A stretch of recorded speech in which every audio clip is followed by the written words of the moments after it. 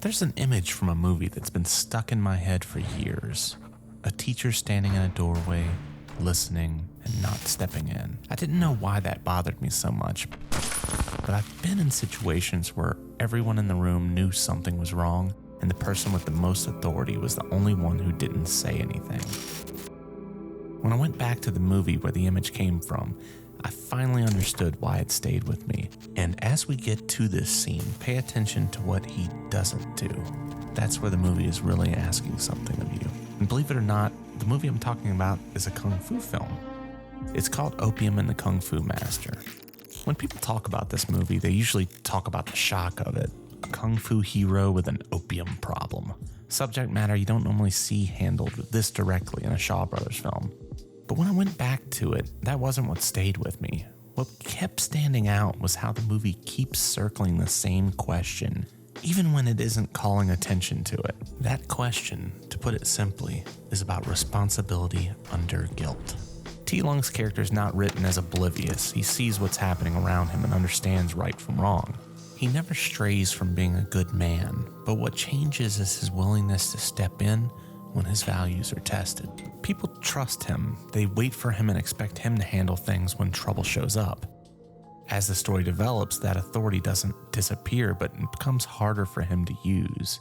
Throughout it all, he never loses his internal strength, but his own guilt stops him from acting on that strength. What happens to a man who still holds authority, but no longer believes he has the right to use it?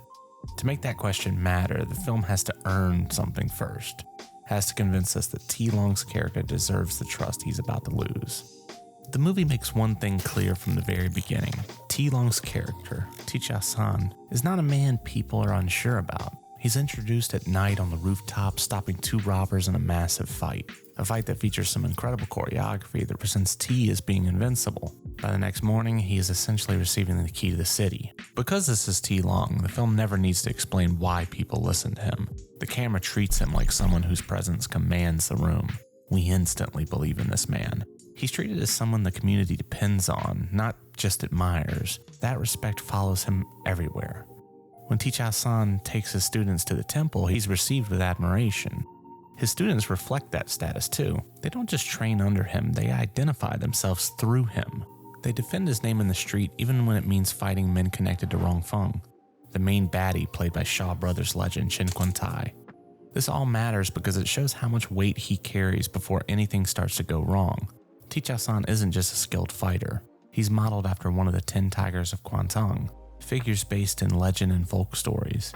That history gives him gravity far beyond this one town. So when people listen to him, it's because he's earned a position where his presence alone means something. The movie spends time establishing all of this for a reason. Before it can question how T. Cha-san acts later, it has to show us why his actions matter at all. T. Cha-san doesn't walk into this movie as a wreck. He's still the man we just watched on the rooftops. When opium enters his life, the movie doesn't frame it like a plunge. It comes in through comfort and friendship. A lot of it runs through Mr. Liu, his wealthy friend. Their time together has an ease to it. Food, conversation, a pipe on the side. It doesn't feel like a vice. It feels like a way to end the day. There's a meeting where Rong Feng calls on T and Mr. Liu. He offers money to T and a rare strain of opium to Mr. Liu. T, citing his principles, refuses to accept the money. Mr. Liu, he accepts his gift.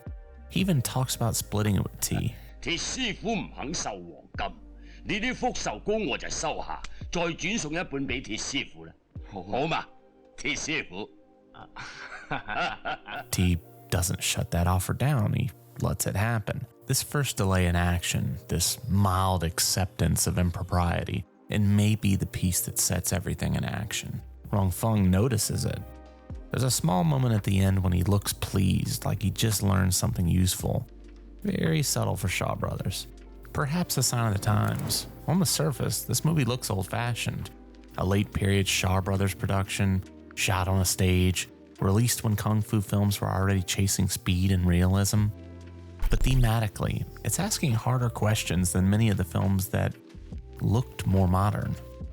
From here, Rong Feng stops trying to confront T directly. He opens an opium den with his allies.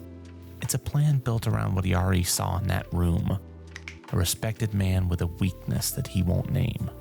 T doesn't turn evil or stop caring about right and wrong. Instead, he starts delaying action. He starts letting other people make the first move. At this point, T is still T, which is why what comes next hits harder. Once the den opens, his authority stops being tested in private. Students stop showing up to train, work slows down. The place T and Mr. Liu oversee starts to break down from the inside. Lu Guasi, played by Robert Mack, is the star pupil and son to Mr. Liu, and he hears it first. Most of the Kung Fu students have abandoned their posts to spend their days in the opium den. T listens from the next room. This moment is when we see T's weakness finally boil to the forefront. He hears what is happening, but he thinks, who am I to act? His own guilt pushes him to inaction. Lu Guasi pushes back on his own. He tries to show T how bad things have become at the workplace. Rong Feng is ready for it. His men stage a show of productivity. The lazy workers are replaced. Everything looks orderly when T arrives. T accepts what he sees and he leaves. As soon as he's gone, the cover drops. Lu Guasi is attacked. T does come back to fight, but this time it isn't easy. The same kind of men he handled with ease on the rooftops now push him harder. Something has shifted. T is still standing, but his authority no longer controls the situation the way it used to. What T avoids dealing with finally reaches Lu Guasi first. While dealing with one of the opium-addicted former students, Lu Guasi follows him home. What he finds there changes the shape of the movie. The man has abandoned his family. His children have eaten poison. His wife has taken her own life. The cost of the den is no longer abstract. Lu Guasi is shaken, but we understand when he doesn't go to T right away. When he finally does go looking for his master, T is smoking opium. Lu Guasi sees it and turns away. Whatever he needed to say can't be said there. Lu Guasi acts alone and goes back to the opium den, setting it ablaze. A fight breaks out. T arrives, but too late to stop what's already in motion. During the fight, Lu Guasi tries to help his master. He holds Rong Feng in place and calls out for T to strike.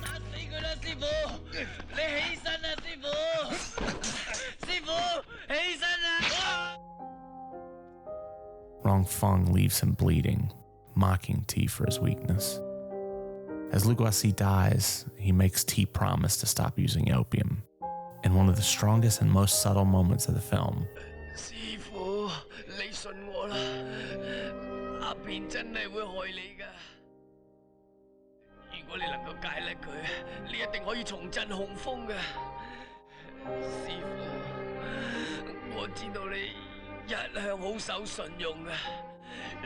T doesn't answer right away. Then, finally, he nods. After Lu Guasi's death, T finally goes to his blind master and admits what he's become. The recovery that follows is painful.